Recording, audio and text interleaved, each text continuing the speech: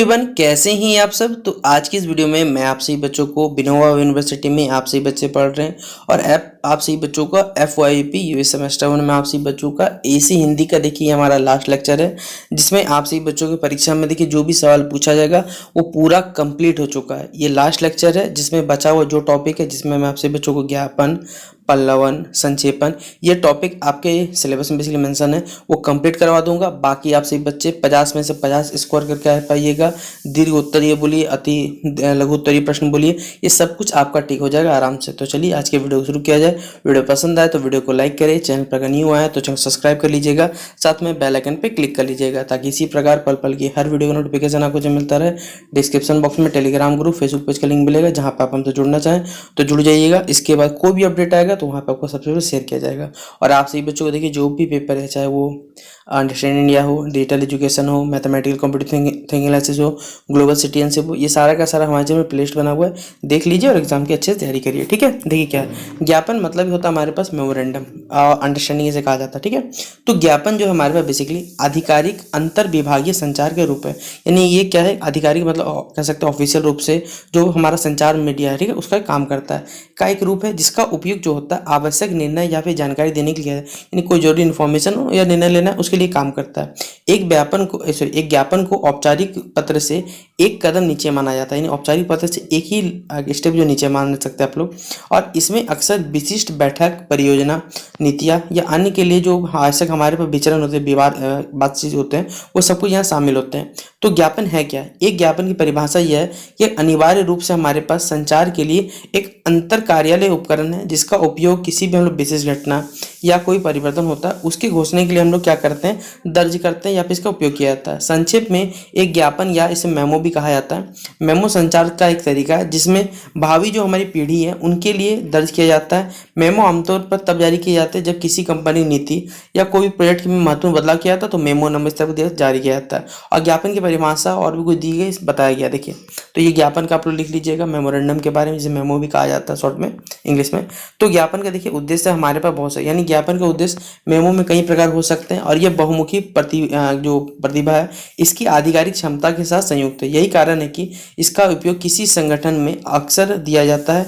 ज्ञापन के उपयोग इस प्रकार हमारे पास है, जैसे पहले बताया हुआ है, किसी विशिष्ट प्रक्रिया का ज्ञान हस्तांतरित करने का तरीका होता है। साथ ही साथ किसी भी परियोजना पर विशिष्ट जो विवरण है उनको ये संप्रेषित करता है। और विशिष्ट जानकारी का क्या कहते हैं, जानकारी का अनुरोध करने के लिए किसी मामले पर यहाँ पर सुझाव देता है, किसी वरिष्ठ को क्या करता है, ये रिपोर्ट करता है। और साथ ही साथ बधाई या सकारात्मक जो समाचार के लिए भी विचार साझा करने के लिए हम लोग क्या करते हैं, मेमो बोलिए या फिर ज्ञापन बोलिए, इसका हम लोग क्या करते हैं, इस्तेमाल करते हैं। तो ये आपके सिलेबस का टॉपिक था ज्ञापन, जो मैंने आपको बता दिया। इससे पहले देखिए हम प्रतिवेदन पढ़ चुके थे, अब हम लोग पढ़ेंगे देखिए पल्लवन और जो संक्षेपण आपका टॉपिक है।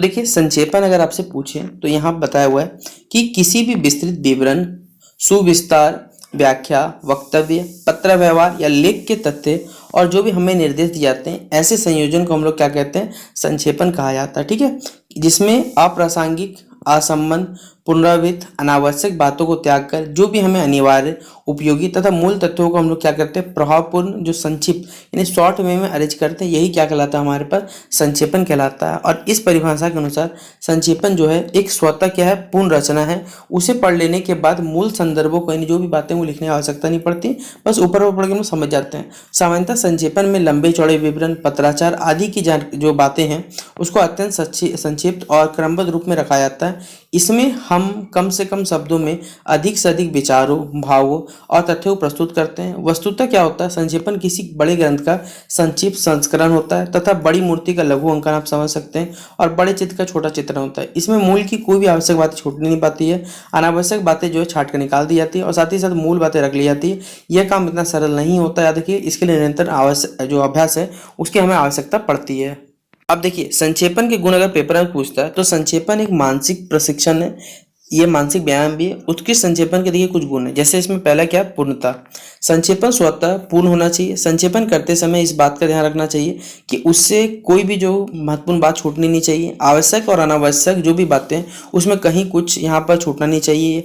और यह अभ्यास में ही हमारे पास संपन्न ग्रंथों अंशों का चुनाव खूब हमें सोच समझ कर करना चाहिए और मूल अवतरण या संदर्भ में संक्षेपण उतनी ही बातें हमें लिखनी चाहिए या घटानी चाहिए जो हमें जरूरत पड़े, उसके बाद ना बढ़ाना चाहिए ना घटाना चाहिए। उसे हमें क्या करना चाहिए, अनुवाद में लिखना चाहिए ताकि सब कुछ समझ सकें। और यहाँ पर जो संक्षेपण व्याख्या आशय भावार्थ ये सब कुछ यहाँ से भिन्न होते हैं।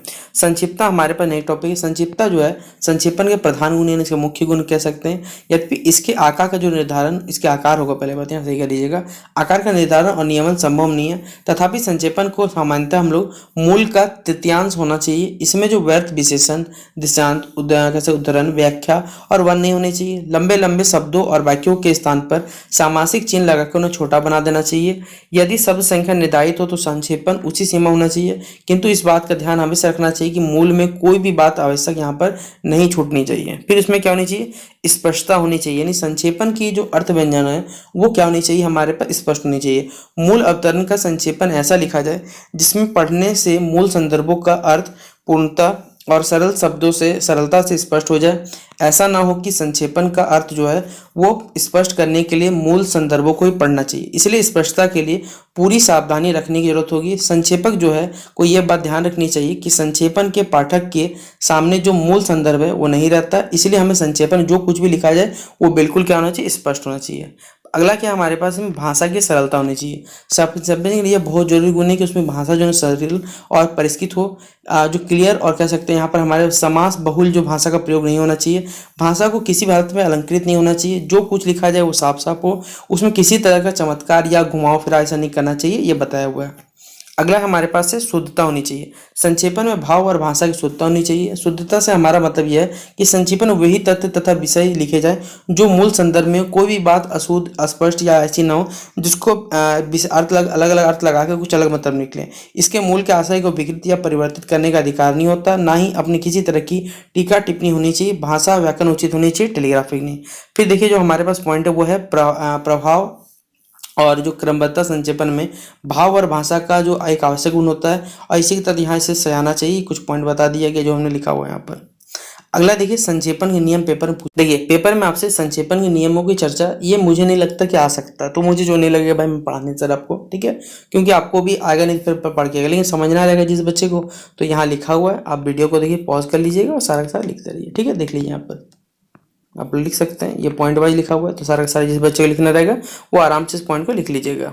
जैसे देखिए मैंने आपसे बच्चों क्वेश्चन लिखा हुआ है, एक प्रश्न दिया हुआ रहेगा, आपको बोला जाएगा कि भाई इसका आपको क्या करना है, संक्षेपण करना है। संक्षेपण में शॉर्ट में लिखना है। जैसे बताया हुआ है कि हमारे भारत की जो सभ्यता, दर्शन और प्राकृतिक सौंदर्य पर विदेशी क्या है सदैव मुग्ध रहे, और पर आज ना भौतिक समृद्धि में और ना ही केवल ज्ञान के क्षेत्र में हमारा कोई महत्वपूर्ण स्थान है, जिसके आगमन में मानवता खेली, जहाँ उसने अपने संस्कार प्राप्त किए, जहाँ प्रथम ज्ञानोदय हुआ, जहाँ का प्रकाश पाकर दुनिया प्रकाशित हुई। इसी तरह से हम नंगे भूखे निरक्षर और प्रमुखापेक्षी अधिवासी हैं। हम अपने पूर्वजों के गौरव को हास्यास्पद बनाएं। हम अपनी दुनिया में और अपने देश की उपेक्षा देखिए और सुनिए। क्या देश को हम पर अभिमान होगा? क्या यह अपमान हम अनुभव करते हैं? हमें आज प्रतिज्ञा करनी होगी कि हम अपने देश की मानता परंपरा कायम रखेंगे और अपने को, उसके गौरव को क्या करेंगे, अनुरूप बनाएंगे। तो इसका कहानी दिया हुआ है। अब इसका बोलेगा कि आपको क्या करना है, संक्षेप करना है। तो संक्षेप मतलब होगा हमारे पास पहले शीर्षक लग जाएगा, एक हेडिंग लगा दीजिएगा आप लोग जो लगता है। वर्तमान भारत और हमारा कर्तव्य। भारतवर्ष में क्या है हमारे पास, सभ्यता एवं ज्ञान का क्या होता है, आलोक सर्वप्रथम फैला, पर आज ये केवल भौतिक समृद्धि और ज्ञान विकास में ही नग्न सा हो गया है, ना के बराबर है। भारतीय जो हमारे पास अभावग्रस्त, निरक्षर और प्रमुख अपेक्षी है। अतः इसे कह सकते हैं इसके महान पूर्वजों एवं अतीत गौरव के अनुरूप जो है उठाना हमारा लक्ष्य है। और इसमें देखिए हमने टोटल कितने शब्दों की यहाँ पर चर्चा की, तो 35 शब्दों में हमने इसका क्या लिख लिया, उत्तर लिख लिया, ठीक है।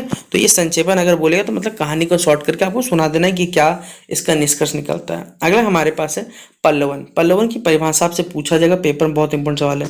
तो किसी भी सुगठित एवं जो गुम्फित विचार है अथवा अपने विचारों को, अपने भावों को, अपने जो भी विचार है उनको विस्तार पूर्वक बताना है, क्या कहलाता है, पल्लवन कहता है। कम से कम शब्द अथवा एक वाक्य में कहे अथवा लिखे भावों को, और विचार में इतनी स्पष्टता तो नहीं रहेगी, अतः हर तक लोग इसे समझ भी नहीं पाएंगे।